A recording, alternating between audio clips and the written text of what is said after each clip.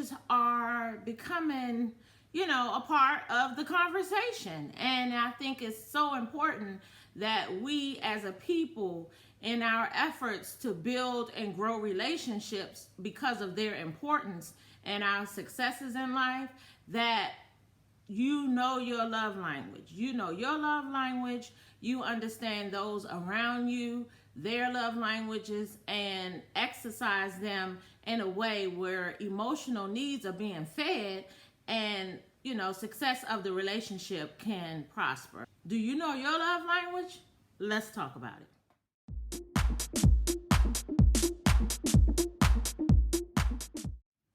Hi, and welcome back to my channel. I am so excited to be having a conversation around a topic that just really touches my soul. When I hear people talk about it, acknowledge it, and make awareness to others about what they need to feed themselves emotionally. And that would be the 5 love languages. The 5 love languages were created by Dr. Gary Chapman. It was a book that was created around 1992, and the content was about how to create heartfelt commitment to your mate. And the premise of the book was around principles, and there were 5 of them that will feed your partner emotionally and give them what they needed to feel loved within the relationship through expressions, through experiences, or through deeds. And so the 5 love languages are words of affirmation, physical touch, acts of service, quality time, and gifts. And there is a test that you can take. You can go to the 5lovelanguages.com online and take a test, or you can kind of look back to your experiences as a child and just remember what are the things that were done that you felt the most loved, or was able to encourage you to be your best as a child or to do your best. And so for the most part, you can kind of take that and determine what your love language is, or like I said, take the test. For most individuals, you have a primary and a secondary love language, but for everyone, they have at least one primary love language that they can identify with. So we're going to be using the 4 couples from this season 12 of Married at First Sight. Those couples will be Chris and Paige, Eric and Virginia, Vincent and Brianna, and Clara and Ryan. And we are going to take some examples from the way that they related to one another and the experience that they were participating in at Married at First Sight, and how we could visibly see where their emotional needs were met based on their love language. I am going to use the 5 love languages, and I am going to take the characters of that show and, try to make sense of what that love language actually entails. And hopefully that will give you a picture and around what it could look like. So when we're talking about words of affirmation, we are going to use Chris, Claire, and Vincent, and how for each one of them, words of affirmation were very important to their emotional well-being. And that was the way that their partner could show how, to love them, or to show them that they are loved, appreciated, and respected by them. So with Paige, every time Chris said the little things, half of them weren't even necessarily his truth, but he knew that was a way that he could get her to soften up, to get her to do what he wanted her to do. However, for Paige, her love language is words of affirmation. So as soon as she heard those words, even if they weren't necessarily true, she felt great about him. The same thing with Claire. Claire needed to hear that he loved her. She needed to hear words and statements and gestures from Ryan to show that she was loved, to show that she was appreciated, to show that there is something here, right? And so for Vincent, we saw words of affirmation used, whereas Vincent needed to be affirmed to make sure that he felt that Brianna loved and respected him. It was certain things that she said that made him feel unaffirmed as who he felt himself to be as a man, where he would just shut down. He would just shut down, and it was kind of, and you would see her just trying to like now make up, right? And so she did not maybe know that his love language was words of affirmation, so she used them in the wrong direction, right? So for her, she was just expressing how she feel, but by her not knowing that his love language is words of affirmation, if it is used incorrectly, it could cause a person to shut down. And so words of affirmation is really based using encouraging words. You're giving genuine compliments, which Chris was not. However, and you appreciate, the little things. You are able to verbalize how you appreciate the little things with a person. You are able to empathize with the person when they're hurt or feeling sad by giving them some words of encouragement to maybe uplift them. And you are listening to a person to hear for certain words that may be used to trigger a spark in them in a more favorable direction. So that's words of affirmation. For acts of service, we are going to use Chris and Ryan. And they was receiving plenty of acts of service, right? And so say for Ryan, Claire was expressed several times how disappointed she was that she was giving acts of service but wasn't receiving acts of service, right? And so she was giving acts of service, and Ryan appreciated that about her, so much so, every day.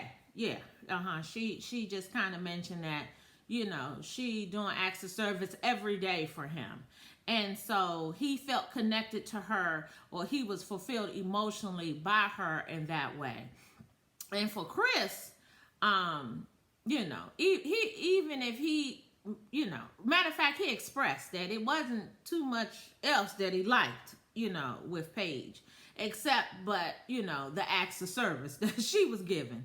And so, he even expressed how he didn't necessarily even have to have a physical attraction to receive acts of services, but that was important to him. He actually said that in his when he premiered, and they was giving some background on him at the beginning of the season. Some ways acts of service could be shown is when you assist with projects, you make their favorite meal, random acts of kindness, helping them with their workload, or thoughtful personal care to the person that you give them that brings them pleasure, even if you're not getting anything in return. So it's like a selfless act.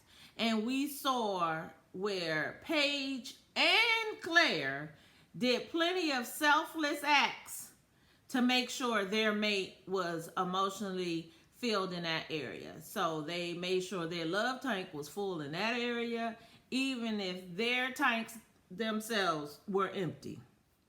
So when we talk about physical touch, we're going to use Virginia, right? Virginia and Claire for the most part. But for sure, Virginia. You can tell whenever she just felt giddy, her thing, she just needed him to be close to her. A lot of times it was like you saw her almost looking needy for it, right? So she would just always kind of pounce on him, or she would hug him, or she would grab him. And so physical touch was very important to her. And so we saw that with Virginia. Even when they would have the worst arguments or the worst disagreements, It seems as soon as they hugged or touched or, exchanged affection with each other, that was all she needed to soothe it, right? And so for Claire, the same thing. Claire, they actually participated in Tantra yoga, and you can tell she was really into that. Him being that close to her, him expressing himself in that way to have physical touch with her, gave her what she needed to believe that she was loved, needed, affirmed, and appreciated by him. And so you saw that in their, interaction with each other when they would, be talking to each other, just sitting in a room. They were always, kind of crossed each other. Their legs was touching. He was rubbing on her. Her legs was across him. Those are all signs of physical touch. So physical touch is the one love language that is the primary love language for most people. And so some other attributes of physical touch is hugging your partner, taking walks and holding hands while you're walking, making intimacy a priority, and giving kisses to one another, sitting close to one another, and even in sitting close to one another, your body has to be touching in some form or fashion. And so the next love language I'm going to speak about is quality time. And on Married at First Sight, the character I'm going to use is Eric, right? So Eric was Virginia's husband, and he was a pilot both in the Air Force and for a commercial airline. Eric made it very much known that he needed her to basically be about him. Quality time was very important to him, so much so in one of the earlier episodes, right back when they came back from their honeymoon, she had to go away for a wedding or something for overnight or for the weekend, and he said he was going to miss her, right?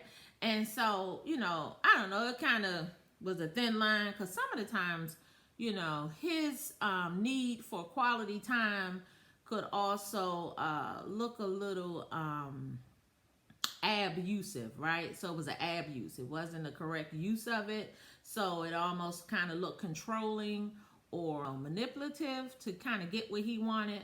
But he told her, he needed to be in contact with her in some form via text or talk or FaceTime at least every 2 hours. Yeah. And it was very important to him that, he needed to feel first in her life to him. And so he was going to be patient, and he believed that it was at least going in that direction. So quality time was very important to Eric. He really needed that from her to feel emotionally needed. And a lot of their conflict came because he was not being fulfilled, in his opinion, that way. Quality time is creating special moments, planning thoughtful dates, accomplishing chores together, having focused conversations, or setting goals and achieving them together where it's just us. I am the main focus at this point in time. When you are with me, it's about me. So the next love language I'm going to speak about is gifts. And for gift giving, we saw Brianna and Vincent, and how whenever Vincent gave Brianna a gift, and it just came from him listening, being an active listener in their conversations, be it even when they first met each other on their wedding day, and she spoke about, she would love to have a bike, because he expressed how he uses exercise to kind of relieve some of the stress, and that was something he enjoyed doing. And she spoke about, she didn't necessarily have a bike, but she would love to do that, and that sounded exciting. And then you see in further episodes, he bought her a bike, and it just was like, it meant so much to her that he thought about her and remembered her in that way. And then I guess the most prominent thing, at least in my opinion, is that where he used the gift of cheesecake to propose to her on decision day. And she even said, she was like, she cried, she got so emotional behind it, because it filled her so much. It gave her what she needed emotionally, that he could even remember that cheesecake was her favorite. She loved it so much so she didn't care about getting another ring. The fact that he had given her this cheesecake had just overwhelmed her with joy. And so for Brianna, her love language is gifts. And so gifts, as far as having the love language of receiving gifts, there's nothing better than receiving a thoughtful gift to make your loved one feel better and important in the relationship. Whether it's a single flower or something much more expensive.